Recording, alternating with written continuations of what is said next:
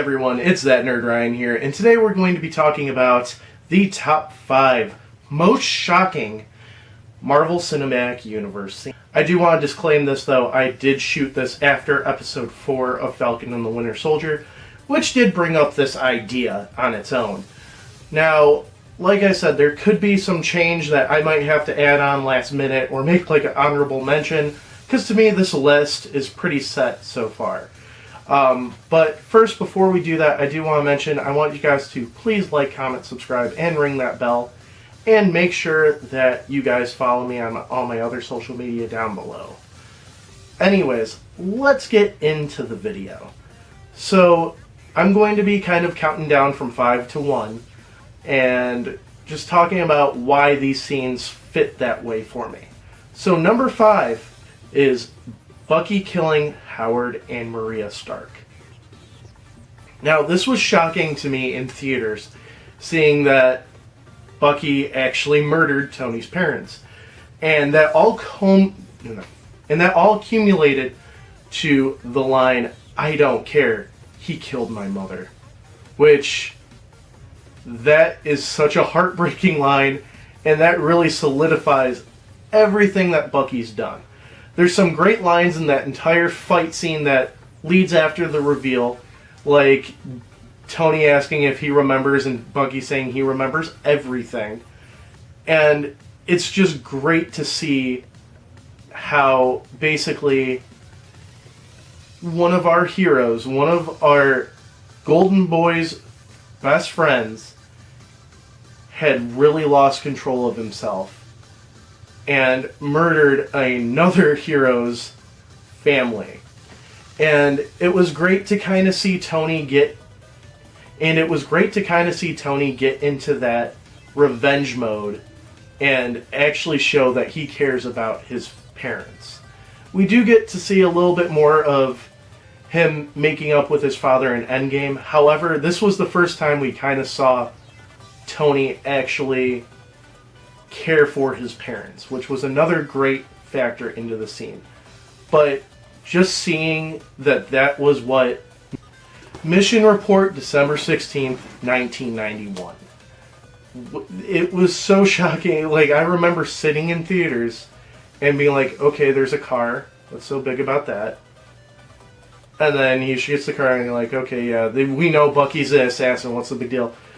And then he walks over and you notice that it's Howard Stark. It's just so heartbreaking to just think that this person that we've seen since the first Avenger killed one of our first heroes' parents. So yeah, that's number 5. Now let's go to number 4. Number 4 is kind of a little lower, like, scale compared to most of the other shows, but I do remember that feeling in theaters of jaw-dropping and going, what the hell? And that is Ego admitting that he killed Peter's mother. We're led to believe during the whole movie that Ego is basically this good guy that is the father that Peter always wanted. And the theme of the movie is about family you want, or family that you're connected to versus family you choose. Like the Guardians and Yondu are Peter's family. Ego's just kind of there to use him. And we don't really expect that he's going to use him up until the point where they start seeing the skeletons. And then Ego admits that he caused Peter's mother to have cancer. And Peter's reaction to that is the same exact reaction I had, where I was just like, what?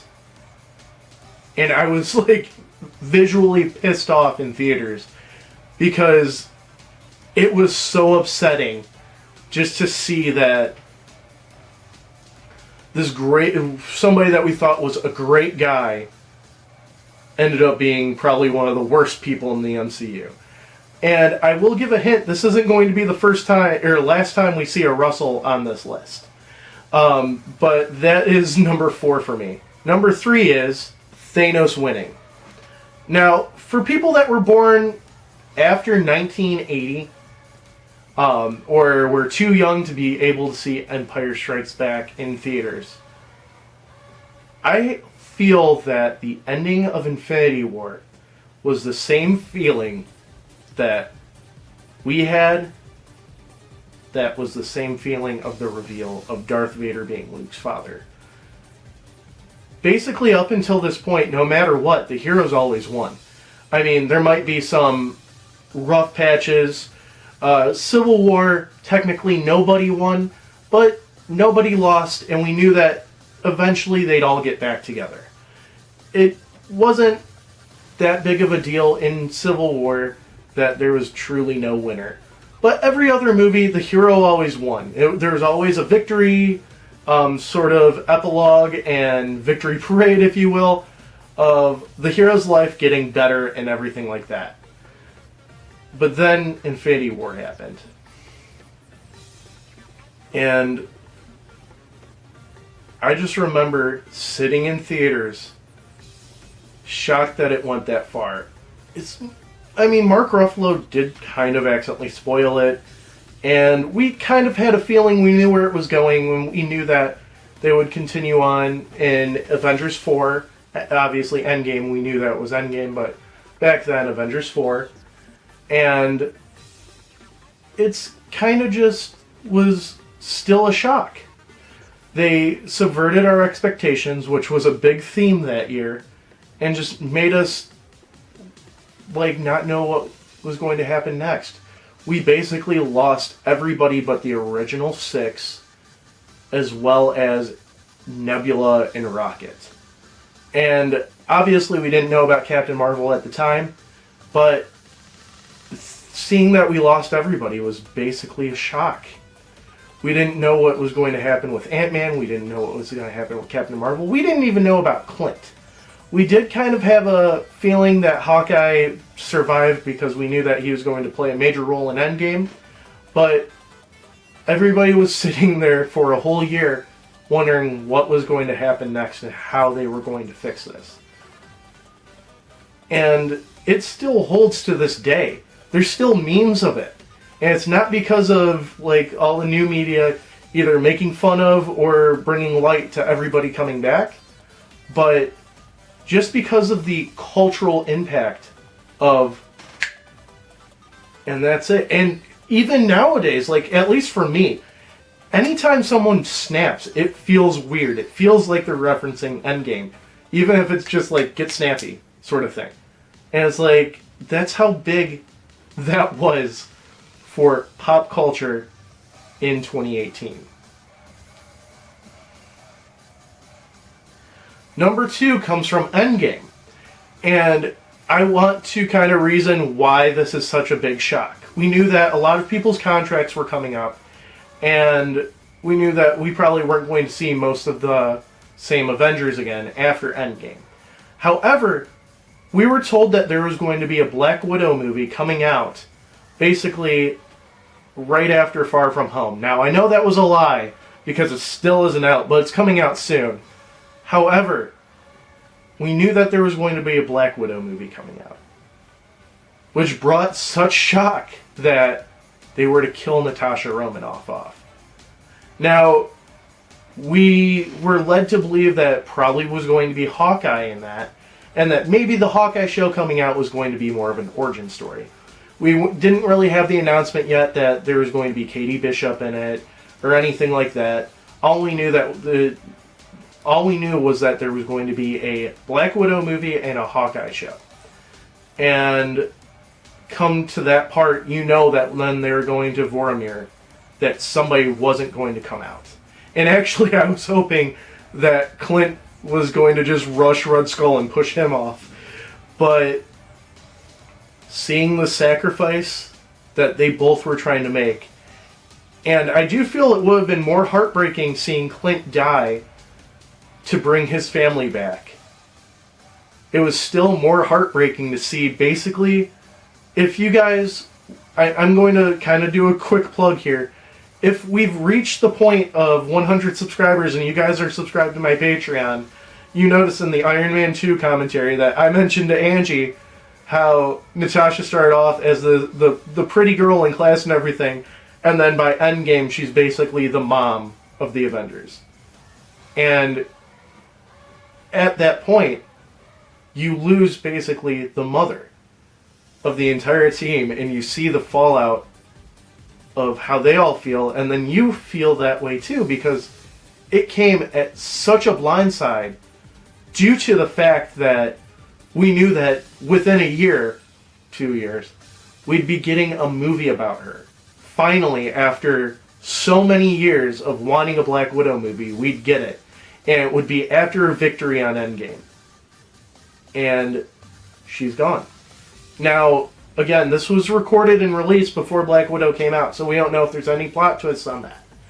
But, as of recording this video, Natasha Romanoff is dead. And that was a big shock in Endgame.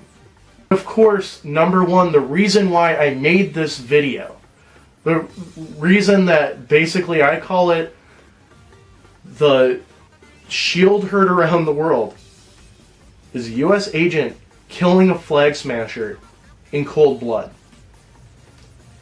And I've mentioned this on my live stream. I have never physically went to a scene in any show ever until that final scene in Season 1, Episode 4 of Falcon and the Winter Soldier, where Captain America himself, even though it's John Walker, Captain America himself brings the shield down and kills someone. But seeing Captain America take his shield down on a flag smasher, minus the fact that they're terrorists, was so shocking because that was something Steve would never do. And the final chilling scene, the shot of that episode, of the shield, a symbol of hope, a symbol of freedom, a symbol of peace, has blood splattered all over it. That's something that I thought I would, one, never see on Disney Plus, and two, something that you never think you'd see with Captain America. Now, we knew that U.S. agent would lose his mind at some point, but I personally never thought it would be that brutal. In all honesty, I think that's the most blood we've ever seen in a Marvel show, or Marvel movie, ever. Correct me if I'm wrong, but I seriously think that's the most blood we've ever seen in anything Marvel.